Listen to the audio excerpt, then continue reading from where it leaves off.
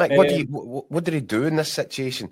If But Daizen Maeda is saying, I want to leave, and there are strong suggestions that that is part of the conversation that's been going on, if he's saying that, and you're right, he's got 2 years left, but you're also right in saying Celtic can't even think about letting this deal happen. But the business model says they have to do it. How do you escape yourself out of this position? Well, the simple solution, and it's not a simple scenario, but the simple solution is you have a functioning recruitment system. Whereas when players leave, you have replacements lined up to come in. So, and we saw it malfunctioning as far back as January.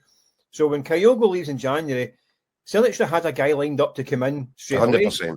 When Kuhn leaves a month ago, a player should be lined up to come in straight away. If Daizen Maeda decides that he wants to try a new challenge and get a big sign-on fee, maximise his value, which, by the way, he should be thinking, I'm 27, I've got a young family, this could be the final big move, and somewhere in Europe, make a few quid, then get back home in a few years' time. That's what he should be thinking. So if he's got any sense.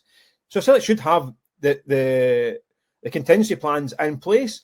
But unfortunately, they can't have these in place, because if they did have them in place, there would be the new Kuhn, there would be the new Kyogo already in place, and they're not there. So they obviously don't have those backups lined up already. And listen, it's not as straightforward as having one guy ready to go. But you have a list of 4 or 5 guys that you can hit the button on.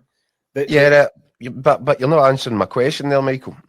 In this situation, which is where they are right now, what do you do with a problem like Daizen Maeda? Well, if and I'm saying if, by the way, because it's not been confirmed, there's a transfer request put in or a bid put in, you grab it, you take it out of the fax machine, and you throw it in the bin. Because at this point in time, this guy is absolutely unsellable.